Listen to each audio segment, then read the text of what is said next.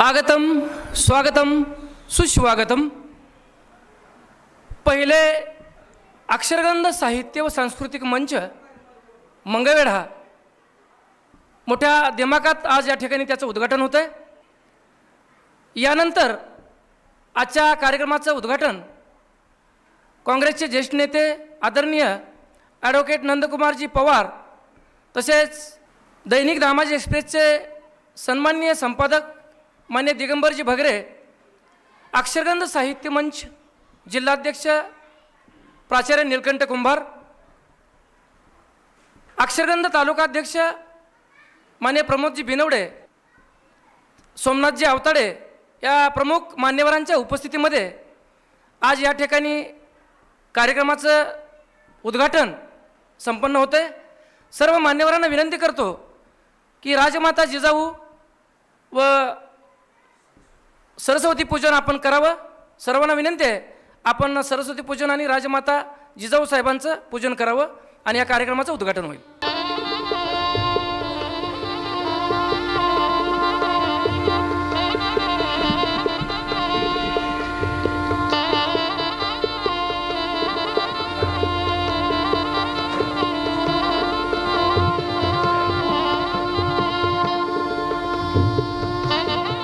सर्व पहिले अक्षरगंध साहित्य व सांस्कृतिक संमेलनाचं उद्घाटन या ठिकाणी संपन्न झाले। पंचायत समितीचे माजी सभापती आदरणीय ॲडव्होकेट नंदकुमारजी पवार साहेब, उद्योगपती मायभूमी असलेल्या मंगळवेढा नगरीमध्ये अक्षरगंध साहित्य मंच, मंगळवेढा तालुका पत्रकार संघ व महाराष्ट्र राज्य नृत्य परिषद शाखा मंगळवेढा यांच्या संयुक्त विद्यमानाने आयोजित केलेल्या पहिल्या अक्षरगंध साहित्य सांस्कृतिक संमेलन ऑनलाईन साजरे होत आहे। सदर प्रसंगी आलेले प्रमुख पाहुणे, उद्घाटक, संमेलनाध्यक्ष, विविध सत्रांचे प्रमुख पाहुणे, उद्घाटक, सर्व सहभागी साहित्यिक, कलाकार, कवी, लेखक, गायक या सर्वांचं मी स्वागताध्यक्ष ॲडव्होकेट दत्तात्रय तोडकरी आपणा सर्वांचं हार्दिक स्वागत करतो। मंगळवेढा नगरीमध्ये साहित्य व सांस्कृतिक कार्यक्रमाची मांदियाळी येते। आमचे सर्व संयोजक आपली सर्व साहित्यिक मंडळीचे आदरपूर्वक स्वागत व विविध सत्रांचे नेटके नियोजन करत आहे।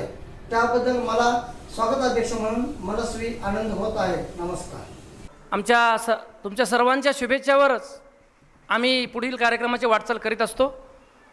आणखी एकदा मनापासून तुमचं धन्यवाद। यानंतर आजच्या कार्यक्रमाचे उद्घाटक आदरणीय ॲडव्होकेट नंदकुमारजी पवार साहेब यांनी आपलं अध्यक्षीय भाषण करावं अशी मी त्यांना विनंती करतो।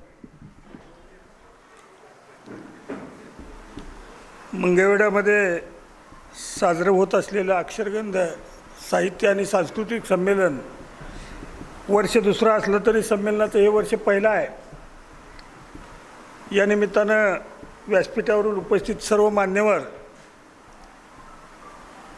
साहित्याचा आस्वाद घेणारे सर्व रसिक बंधू आणि भगिनींनो, मला वाटतं की कोरोनाच्या काळामध्ये साहित्यिक सांस्कृतिक मेजवानी मंगळवेढा इतकी महाराष्ट्रात क्वचितच झालेली असेल। सातत्यानं मंगळवेढ्यामध्ये साहित्याचा कार्यक्रम असू द्या, कवितेचा कार्यक्रम असू द्या, संगीताचा असू द्या चालू आहेत। याचा आम्हाला अभिमान वाटतोय। दिगंबर भगरे नावाचा एक पत्रकार इथं दामाजी एक्सप्रेस वगैरे एक दोन दैनिक साप्ताहिक चालवतो आणि साहित्यिक चळवळीला पुरेसं माप त्या पत्रकारितेच्या माध्यमाने दिल्यामुळं मंगळवेढ्यामध्ये हे बीज फोपावत चाललं आहे। पहिल्यांदा आम्ही 1980 साली मंगळवेढ्याला साहित्य संघाची शाखा स्थापन केली। त्यानंतर मसाप झाला, वेगवेगळे साहित्यिक चळवळीचे समित्या निर्माण झाल्या, संघटना निर्माण झाल्या आणि मंगळवेढ्यामध्ये अविरत चालू आहे। आम्हाला अभिमान वाटतो आहे, आमची मंगळवेढा नगरी ही संताची आहे. पंढरपूर देवाची नगरी आणि मंगळवेढा संताची. चोखामेळा, कर्ममेळा, बंका, निर्मळा, कानोपात्रा, दासगणू महाराज, कितीतरी संत. अक्कलकोट महाराजांचं मंगळवेढ्याला वास्तव्य होतं. महामानव बसवेश्वराचं मंगळवेढ्याला वास्तव्य होतं. सीताराम महाराजांचं मंगळवेढ्याला वास्तव्य होतं. मंगळवेढा ही बंडखोर नगरी. बंडखोर संत साहित्य मंगळवेढ्याला ज्या वेळेला इतर ठिकाणी याचा साधा वासही नव्हता, त्यावेळेला मंगळवेढ्याला हे जागरण संतांनी केलेलं आहे. ही पवित्र भूमी मंगळवेढा संताची आहे. आम्हाला त्याचा अभिमान वाटतो आहे. चोखामेळा, उस डोंगा परी रस नोये डोंगा, काय भुललाशी वरली अंगा, ह्या साऱ्या जगाचं वस्तुस्थिती त्यांनी या अभंगाच्या 2 ओळीमध्ये मांडली, कानोपात्राने मांडली. याचं साहित्य आता प्रकाशित झालं आहे. मंगळवेढ्यामध्ये शिवाजी महाराजांचं 1665 रोजी पाय लागलेले होते. पुरंदरचा तह झाला 1665ला आणि त्यानंतर मिर्जाराजे जयसिंग आणि शिवाजी महाराज मंगळवेढ्याला होते आणि इथंच आग्र्याला जायच्या वाटाघाटी झाल्या. ऐतिहासिक दृष्टीने आम्ही समृद्ध आहे. मंगळवेढा 2 राज्याच्या राजधान्या कलसुरी चालुक्य घराण्याची होती. औरंगजेबाची राजधानी इथं 5-6 वर्ष होती. मंगळवेढ्यापासून 10 किलोमीटर अंतरावर ब्रह्मपुरी माचनूरला. मंगळवेढा संतांच्या दृष्टीने जसं निवास करणारं मंगळवेढा होतं, तसंच छत्रपती शिवाजी महाराजांचे आजोळचे आणि त्यांच्या भोसले घराण्याचे आणि जाधव घराण्याचे सगळे नातेवाईक मंगळवेढ्यामध्ये काही ओलीस म्हणून होते, काही मानकरी म्हणून होते. हा मंगळवेढा वैभवशाली वारसा या ठिकाणी त्याचं पाय लागलेले आहेत. राजा मंगळवेढेकर आमच्या मंगळवेढ्याचे मंगळवेढा साहित्य क्षेत्रात, क्रीडा क्षेत्रात, सगळ्याच क्षेत्रात उल्लेखनीय काम केलं आहे. दामाजी पंत आमच्या मंगळवेढ्याचे. आता हे मागं आपण बघतोय मंगळवेढ्याचे आमचे प्रल्हाद शिंदे, पहाडी आवाजाचा गायक मंगळवेढ्याचा. बापटांची शताब्दी आहे. शांता शेळके, राणा पवार आमच्या सोलापूरचे, रत्नपारखी, लक्ष्मण दुधाळ आमच्यातले, चिंचकर साहेब, जगताप बुवा, अवतारे, विजय बारके, सुभाष शिकतोडे इथले. आपण इकडं लक्ष्मण दुधाळ हा हॉटेलमध्ये भट्टीवर काम करणारा, ज्याला शिक्षणाचा गंधही नाही, तो कविता करायचा. अत्यंत चांगल्या कविता केल्या. कविता माझी का रुसली, सांगा कुणाला कुठे दिसली, त्यांचा कविता संग्रह प्रकाशित केला आपण. आमच्या जगुभाऊ रत्नपारखेंची कविता सगळ्या महाराष्ट्रामध्ये कुणाच्या तरी नावावर शेपटा नावाची कविता आहे. इतकी मस्त हे जगुभाऊ रत्नपारखेंचं. मंगळवेढा साहित्य आता नवीन साहित्यिक तयार होत आहेत. मंगळवेढा हे काही दिवसानं मला वाटतं एक वेगळ्या दृष्टीने हे क्षेत्र म्हणून विकसित होईल. मंगळवेढ्याला बसवेश्वर महाराज होते, त्यामुळं त्यांचं स्मारक इथं करायचा प्रयत्न चालू आहे शासनाचा, लवकरात लवकर व्हावा. मंगळवेढ्यामध्ये दामाजी पंताचा मंगळवेढा असं ओळखलं जात आहे. दुर्गाडीचा दुष्काळ पडला आणि दुर्गाडीचा दुष्काळ पडल्यानंतर मंगळवेढ्यामध्ये खायला अन्न नाही अशी परिस्थिती निर्माण झाली आणि मग दामाजी पंत नावाचे इथं मामलेदार होते. हे ऐकण्यासारखं आहे सगळ्यांनी महाराष्ट्रानं. दामाजी पंत इथं बादशाचे मामलेदार होते. मंगळवेढ्यामध्ये त्यावेळेला मंगळवेढ्याला ज्वारी खूप पिकायची. आमच्या मंगळवेढ्याबद्दल एक म्हण आहे, 2 नावाचा कर्नाटकातला भाग खूप पिकतो. पाऊस काळ चांगला झाला की भयानक पिकतो. आणि आमची म्हण अशी आहे, पिकली डोन तर खाईल कोण. डोन म्हणजे कर्नाटकातला भाग. जर डोन पिकली तर खाईल कोण, इतकं शिल्लक राहायसारखं पिकतंय डोनला. आणि पिकली डोन तर मंगुड्याचा एकच कोण. मंगळवेढ्याला मंगुडं म्हणतो आम्ही ग्राम्य भाषेमध्ये. म्हणजे मंगळवेढ्याचा एक कोपरा जेवढा पिकतो तेवढा दोन भाग पिकतो. इतकी समृद्धी ज्वारीच्या बाबतीत मंगळवेढ्याची आहे. मंगळवेढ्याला 25,000 हेक्टर जमीन मंगळवेढ्याच्या पूर्वेकडल्या बाजूला, ज्याला मंगळूरान म्हणतो. जगामध्ये अशी जमीन फक्त 1-2 ठिकाणी असेल. तिथं राखायला सुद्धा आमची माणसं जात नाही ज्वारी पेरलेली, कारण पाखरं खाऊन खाऊन किती खाणार आहेत. एकमेव असेल उदाहरण जगामधलं की जिथं राखायला माणसं जात नाहीत. काय गरज नाही. आमचा मंगळवेढ्याचा शेतकरी एकदा उन्हाळ्यामध्ये खरडा मारतो, पाळी घालतो आणि नंतर पेरतो, कोळपतो आणि ज्वारी काढायलाच जातो. इतकी आमच्यातली ज्वारी पिकते. आणि मग त्यावेळेला शेतसारा म्हणून ज्वारी घ्यायचे. ज्वारी बाजरी काय असेल ते पीक घ्यायचे. त्यामुळं धान्याची कोठारं शासनाची भरलेली असायची त्यावेळेच्या राजाची. आणि दामाजी पण त्याचे मामलेदार. गंगा आणि जमुना नावाची 2 कोठारं त्याचं नाव होतं. भरपूर होती. आणि मग दुष्काळ पडल्यावर खायचं काय. कोठारात तर धान्य भरपूर आहे आणि लोकांना तर खायला काय नाही. त्यावेळेला दामाजी पंतांच्याकडं लोकांनी विनंती केली, व आम्हाला धान्य वगैरे द्या. दामाजी पंत धान्य देऊ शकत नव्हते, कारण बादशाचा त्याच्यावर अंमल होता. बादशाची परवानगी काढावी लागत होती, ती काय मिळत नव्हती. त्यावेळेला आपण ऐकतो झाला महार पंढरीनाथ, म्हणजे विठ्ठलानं विठ्ठल महाराजचं रूप घेतलं आणि दामाजी पंथातला कोठार लुटलेलं. मंगळवेढ्याचं गंगा जमुना कोठार हे लुटलेलं नाही. सवर्णांनी सांगितलं आम्ही अस्पृश्याच्या. रमेश डावरे विठ्ठल डावरे तयार होता पैसे द्यायला. मी पैसे देतो आणि कोठार लुटा. विठ्ठल डावरेजवळ कुठलं पैसे आलं. विठ्ठल डावरे नावाचा मंगळवेढ्यातला एक मागासवर्गीय माणूस. मंगळवेढला ज्या वेळेला बादशाह आले होते त्यावेळेला बादशहाचा घोडा हरवला, उधळून गेला आणि तो सापडेना.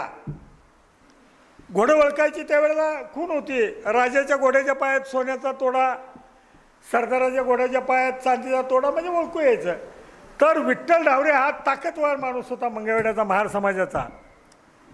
त्यानं तो घोडा ताणून पकडला आणि पकडल्यावर बादशहानं खुश होऊन विठ्ठल डावरेला मंगळवेढ्याच्या आसपासची, ज्याला आपण मोतीबाग म्हणतोय, हे सगळं महारवतन आहे. ही जमीन विठ्ठल डावरेला बक्षीस दिली घोडा पकडल्याबद्दल. आणि मग उत्पन्न आपलं इतकं पिकायचं, विठ्ठल डावरेजवळ पैसाच होता. त्यामुळे मंगळवेढ्याला दुष्काळ पडल्यावर विठ्ठल डावरे म्हणाला, बाबा मी पैसे देतो, ही कोठार द्या. त्यावेळेला मंगळवेढ्याचे सवर्ण म्हणाले, मोरे सर आम्ही अस्पृश्याच्या हातचं त्याचं दान घेणार नाही. आम्ही सवर्ण पैसे द्यायला तयार आहे. मग तोडगा असा काढला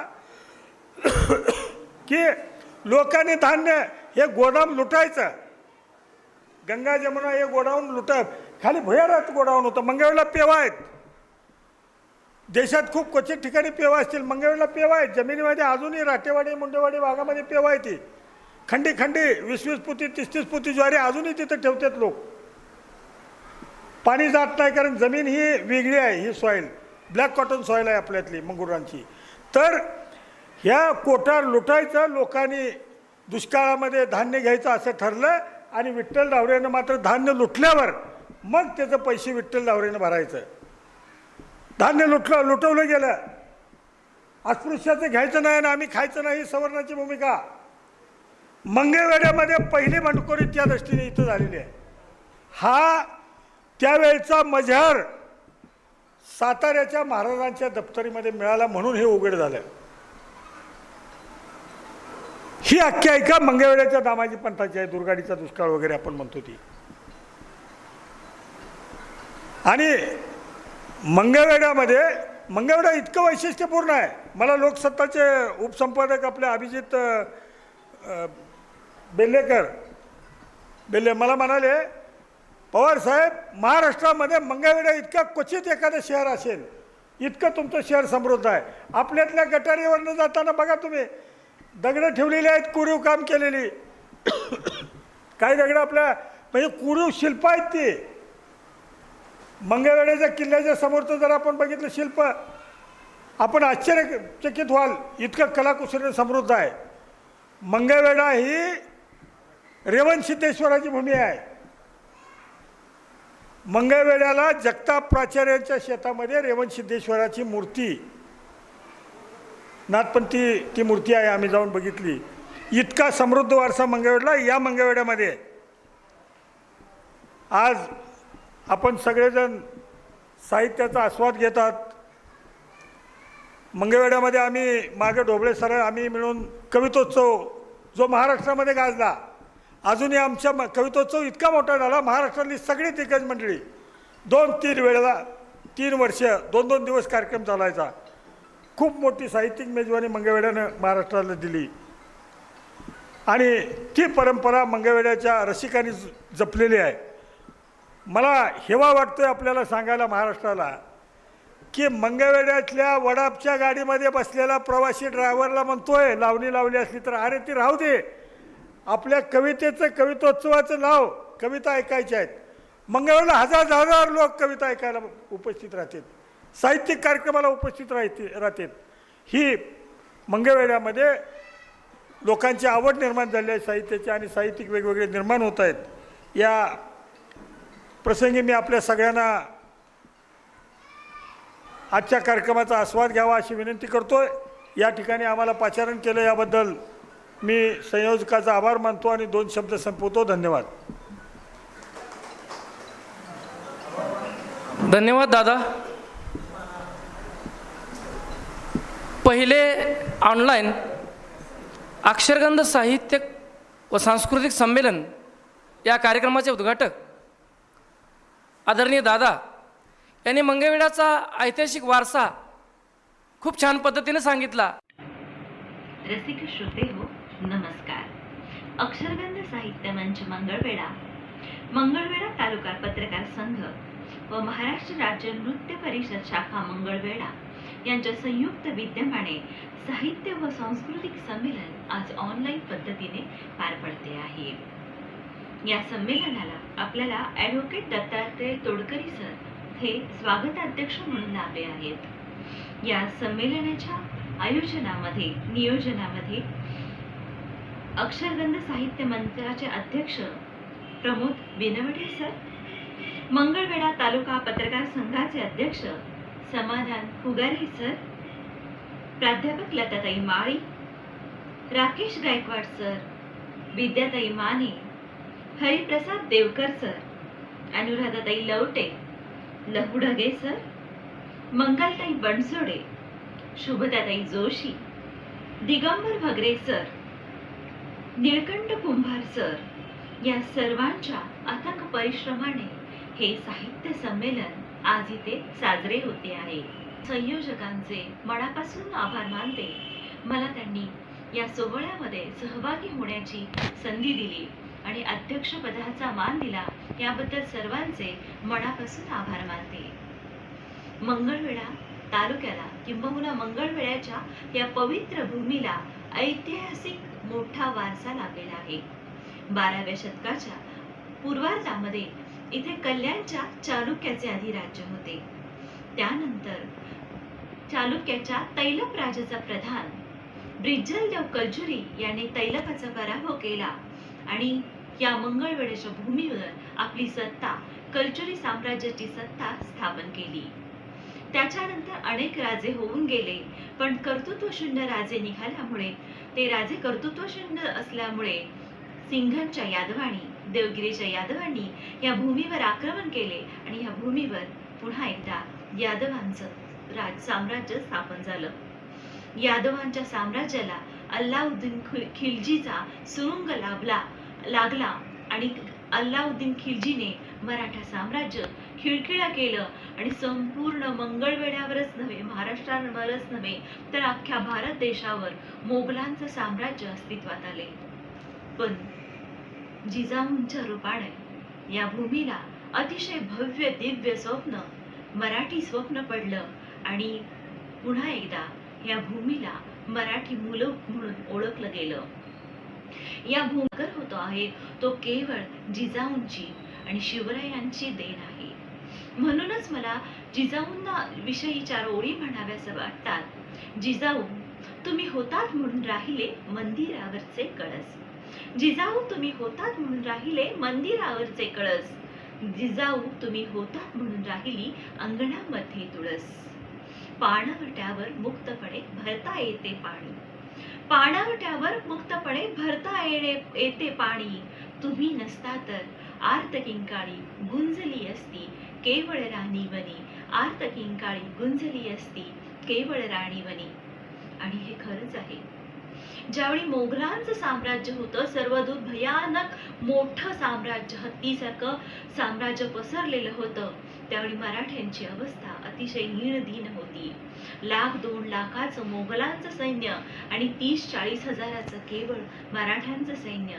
या मोगलांच्या पुढे आपला निभाव लाभू शकेल असं स्वप्नातही कुणाला वाटवलं नव्हतं. किंबहुना हिंदवी स्वराज्याचं स्वप्न पाहणं कुणालाही शक्य झालं नव्हतं. पण हे शक्य झालं केवळ जिजाऊंना आणि त्यांच्या पोटी आलेल्या सिंहासारख्या पराक्रमी शिवबांना. आणि ह्या दोघांमुळेच आज आपण मराठी बोलतो आहोत, महाराष्ट्रामध्ये राहतो आहोत आणि मराठी संस्कृती जगत आहोत.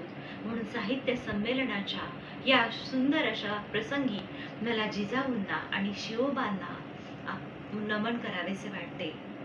मंगळवेढ्याच्या भूमीला शिवबांच्या पदस्पर्श लाभलेला आहे. केवळ शिवबांचाच नव्हे तर अनेक संतांचा पदस्पर्श या भूमीला लागलेला आहे. दामाजी पंतांचा, चोखामेळांचा, कानोपात्रांचा, संत बसवेश्वरांचा, या सगळ्यांच्या पदस्पर्शाने पावन झालेल्या भूमीमध्ये आज हे संमेलन रंगत आहे. आणि म्हणूनच या संमेलनाला खूप मोठी उंची लागते आहे. आज इथे साहित्य आणि सांस्कृतिक असा दोन्हीचा सुरेख असा संगम चाललेला बघायला मिळतोय. खरं साहित्य हे आपल्या जीवनाचा अविभाज्य अंग आहे. कला ही आपल्या जीवनाचा अविभाज्य अंग आहे. साहित्याशिवाय आणि कलेशिवाय आपलं जीवन सुंदर असणं शक्यच नाही. कलेनं आणि साहित्याने आपल्या जीवनाला अतिशय रमणीय बनवलेलं आहे, जगण्यासाठी सौख्यप्रद बनवलेलं आहे. पंचपक्वान्नाचं जेवण आहे आणि त्यामध्ये मीठ कशात नाहीये तर त्या जेवणाला, त्या भोजनाला अर्थ उरणार नाही. तद्वतच संमेलनाला खूप मोठी उंची लागते आहे. आज इथे साहित्य आणि सांस्कृतिक असा दोन्हीचा सुरेख असा संगम चाललेला बघायला मिळतोय. खरं साहित्य हे आपल्या जीवनाचा अविभाज्य अंग आहे. कला ही आपल्या जीवनाचा अविभाज्य अंग आहे. साहित्याशिवाय आणि कलेशिवाय आपलं जीवन सुंदर असणं शक्यच नाही. कलेनं आणि साहित्याने आपल्या जीवनाला अतिशय रमणीय बनवलेलं आहे, जगण्यासाठी सौख्यप्रद बनवलेलं आहे. पंचपक्वान्नाचं जेवण आहे आणि त्यामध्ये मीठ कशात नाहीये तर त्या जेवणाला, त्या भोजनाला अर्थ उरणार नाही. तद्वतच साहित्य नसेल, कला नसेल तर मानवी जीवनालाही अर्थ लाभणार नाही. हे तितकंच खरं आहे. साहित्य म्हणजे सुवर्ण स्पर्श आहे. साहित्य म्हणजे मानवी जीवनाला लाभलेला अमृत स्पर्श आहे. साहित्याशिवाय, कलेशिवाय जीवन असह्यच आहे आणि अशक्य सुद्धा आहे. साहित्याची सुरुवात, कलेची सुरुवात माणसाच्या जन्मापासून मृत्यूपर्यंत त्याच्या श्वासान इतकी सहज असते. बघा तुम्ही, लहान मूल जन्माला येतं आणि जन्माला आल्यानंतर त्याला झोपविताना त्याची आई अंगाई गाते. ते थोडंसं मोठं झालं की चिऊ काऊच्या गोष्टी ऐकत घास घेऊ लागतं, बडबड गीतं गाऊ लागतं. शाळेत गेल्यानंतर त्याने शिकलेले धडे, कविता हा तर त्याचा साहित्याचा जवळचा संबंध येतो. त्यानंतरही आपण सदैव साहित्याच्या संपर्कातच असतो. रोज कानावर पडणारी गाणी, रोज आपण पाहणार TV सिरियलवर ज्या सिरियल पाहतो त्या सिरियल, आपण कथा कहाण्या ऐकतो, रेडिओवरचे विविध विविध असो, हे सगळं साहित्य नव्हे तर काय आहे? म्हणजे साहित्य आपल्या श्वासासारखंच आपल्या सोबत आहे आणि असं असायलाही हवं. खरं तर माणूस शिक्षणाने नुसता शिक्षित होतो, पण साहित्यामुळे तो खऱ्या अर्थाने सुशिक्षित होतो, नव्हे सुसंस्कारित होतो. सुसंस्कार करण्याचं मोठं माध्यम साहित्य आहे, तर जीवन रमणीय करण्याचं सर्वात मोठं माध्यम कला आहे. आज कला आणि साहित्याचा असा सुरेख संगम आपल्या संमेलनात होतो आहे. आपलं अवघं जीवनच साहित्याने आणि कलेने भारावून गेलं आहे. भारतीय संस्कृती नेहमीच कलेला राजाश्रय मिळालेला आहे. वेरूळची शिल्पकला, वेरूळची लेणी हे आपल्या उत्कृष्ट भारतीय महाराष्ट्रीय कलेचा नमुना आहेत. विविध असो, हे सगळं साहित्य नव्हे तर काय आहे? म्हणजे साहित्य आपल्या श्वासासारखंच आपल्या सोबत आहे आणि असं असायलाही हवं. खरं तर माणूस शिक्षणाने नुसता शिक्षित होतो, पण साहित्यामुळे तो खऱ्या अर्थाने सुशिक्षित होतो, नव्हे सुसंस्कारित होतो. सुसंस्कार करण्याचं मोठं माध्यम साहित्य आहे, तर जीवन रमणीय करण्याचं सर्वात मोठं माध्यम कला आहे. आज कला आणि साहित्याचा असा सुरेख संगम आपल्या संमेलनात होतो आहे. आपलं अवघं जीवनच साहित्याने आणि कलेने भारावून गेलं आहे. भारतीय संस्कृती नेहमीच कलेला राजाश्रय मिळालेला आहे. वेरूळची शिल्पकला, वेरूळची लेणी हे आपल्या उत्कृष्ट भारतीय महाराष्ट्रीय कलेचा नमुना आहेत. मोहनजोदडो आणि हडप्पा नर्तकाची मूर्ती सापडलेली आहे.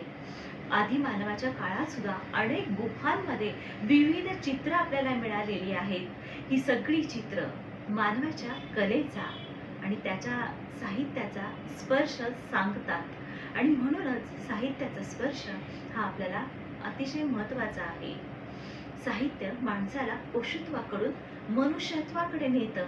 साहित्य माणसाला मनुष्यत्वाकडे नेतं. माणसाला मानव बनवणारं, माणसाला देवत्वाकडे वाटचाल नेणारं साहित्य खरंच अतिशय असतं. गांधीजींनी जे आपल्याला स्वातंत्र्य मिळवून दिलं ते केवळ साहित्याच्या जोरावर. अनटू दी लास्ट आणि the God's kingdom within your heart ही गांधीजींनी 2 पुस्तकं वाचली, रस्किन आणि टॉलस्टॉयची. या पुस्तकांनी गांधीजींच्या जीवनामध्ये आमूलाग्र बदल घडवून आणले आणि या बदलांमुळेच गांधीजींची मनोभूमिका तयार झाली आणि त्या मनोभूमिकेनेच आपल्याला स्वातंत्र्य मिळवून दिलं. साहित्यामध्ये अफाट सामर्थ्य असतं. शिवचरित्रामुळे व्हिएतनामने अमेरिकेसारख्या बलाढ्य देशाबरोबर सामना दिला आणि सतत लढा देत व्हिएतनामने शिवचरित्राच्या बळावर अमेरिकेवर विजय मिळवला. ही खूप मोठी ताकद अशी साहित्यात आहे. त्यामुळे साहित्य आपल्या जीवनामध्ये खूप खूप मोठं स्थान ठेवून जात आहे. साहित्याने आपल्याला खूप छान असं आपल्या जीवनाचा स्वर्ग तयार केला आहे. एक चीनी म्हण आहे, तुमच्याकडे 2 रुपये असतील जी साहित्यात आहे. त्यामुळे साहित्य आपल्या जीवनामध्ये खूप खूप मोठं स्थान ठेवून जात आहे. साहित्याने आपल्याला खूप छान असं आपल्या जीवनाचा स्वर्ग तयार केला आहे. एक चीनी म्हण आहे, तुमच्याकडे 2 रुपये असतील तर तुम्ही त्यातल्या 1 रुपयातून ब्रेड खरेदी करा, भाकरी खरेदी करा आणि 2 रुपयातून तुम्ही गुलाबाचं फूल खरेदी करा. तुम्ही विकत घेतलेला ब्रेड तुमच्या पोटातली आग शमवेल आणि तुम्ही विकत घेतलेलं गुलाबाचं फूल तुमचं जीवन आनंदी टवटवीत बनवेल. तुम्हाला आनंदी जीवनाचा मंत्र देऊन जाईल, संपूर्ण जीवनालाच सुगंध देऊन जाईल. म्हणजे साहित्याचं किती मोठं महत्त्व आहे आपल्या आयुष्यामध्ये. हा साहित्य म्हणजे आपल्या सगळ्यांच्या आयुष्यातला, आपल्या सगळ्यांच्या आयुष्याला आनंदी बनवणारा टवटवीत गुलाबच आहे. पु ल देशपांडे यांनी सुद्धा म्हटलेलं आहे की तुम्ही पोटापाण्याचा उद्योग जरूर करा, पण त्याचबरोबर गायन, वादन, लेखन, चित्रकला, शिल्पकला, नृत्यकला यासारखी एखादी कला जोपासा. तुमचा पोटापाण्याचा उद्योग तुम्हाला जगवेल आणि तुम्ही जोपासलेली कला तुम्ही का जगवायचं ते सांगून जाईल. कला जीवनामध्ये सौंदर्य ओतते. कला ही या पृथ्वीवरचं अतिशय सुंदर असं एक रमणीय स्थान आहे जिथे आपण सगळेच रमतो. म्हणूनच कलाकार सुद्धा खूप महत्त्वाचे आहे. आणि आजच्या साहित्य संमेलनामध्ये या अनेक नवोदित कलाकारांना, नवोदित साहित्यकांना व्यासपीठ मिळणार आहे आणि त्यांच्या कलेला, त्यांच्या साहित्याला नव उर्मी, नव प्रेरणा मिळणार आहे. म्हणून आजचं साहित्य संमेलन हे अतिशय महत्त्वाचं आहे. या संमेलनामध्ये खूप विविध प्रकार आहेत साहित्याचे आणि कलेचे सुद्धा. बघा, या संमेलनामध्ये कविता आहे, गझल आहे, एक पात्री अभिनय आहे, कराओके गायन आहे, कवी वसंत बापट यांच्या कवितांचा जागर आहे, नृत्य आहे, शास्त्रीय गायन आहे, उपशास्त्रीय गायन आहे, कराओके गायन आहे आणि वादन सुद्धा आहे. एकूणच भरगच्च प्रोग्राम ह्या साहित्य संमेलनामध्ये आहे. एक मनोरंजनाची अतिशय निखळ अशी, सुंदर अशी मेजवानी या संमेलनातून सगळ्यांना मिळणार आहे. म्हणूनच आजच्या या आयोजकांना मला पुन्हा एकदा मनापासून धन्यवाद द्यावेसे वाटते. बापट यांच्या कवितांचा जागर आहे, नृत्य आहे, शास्त्रीय गायन आहे, उपशास्त्रीय गायन आहे, कराओके गायन आहे आणि वादन सुद्धा आहे. एकूणच भरगच्च प्रोग्राम ह्या साहित्य संमेलनामध्ये आहे. एक मनोरंजनाची अतिशय निखळ अशी, सुंदर अशी मेजवानी या संमेलनातून सगळ्यांना मिळणार आहे. म्हणूनच आजच्या या आयोजकांना मला पुन्हा एकदा मनापासून धन्यवाद द्यावेसे वाटतात. आणि कलाकारांना असं सांगावंसं वाटतं की कला ही सहज साध्य नसते, ती कष्टसाध्य असते आणि तिला रियाजाची, तिला अथक परिश्रमाची गरज असते. तुम्ही तुमच्या कलेला नक्कीच तुमचे कष्ट द्या, तुमची मेहनत द्या, रियाज द्या. तुम्ही नक्कीच खूप छान आयुष्यामध्ये काहीतरी मिळवू शकाल. साहित्यामध्ये तर खूप मोठी ताकद आहे. मी आत्ता म्हटलंच आहे, ग्रंथ हा साहित्याचाच एक महत्त्वाचा भाग आहे. ग्रंथ ज्याच्या आसपास त्याच्या आसपास देवर आहे. ग्रंथ ज्याचा श्वास त्याच्या आसपास देवर आहे. म्हणजे आपल्याला प्रत्यक्ष परमेश्वराचं अस्तित्व आपल्या जवळ हवं असेल तर आपल्याला ग्रंथांचा सहवास लाभणं, किंबहुना ग्रंथांना सोबत राखणं, म्हणजेच साहित्याच्या सोबत असणं फार जवळ आहे. साहित्यामध्ये भगवंत आहे, कलेमध्ये भगवंत आहे आणि ह्या भगवंताची आराधना आपण जितक्या मनापासून करू तितक्याच पद्धतीने आपल्याला हा भगवंत प्रसन्न होणार आहे. या संमेलनात भाग घेणाऱ्या सगळ्याच कलाकारांना मी खूप साऱ्या शुभेच्छा देते.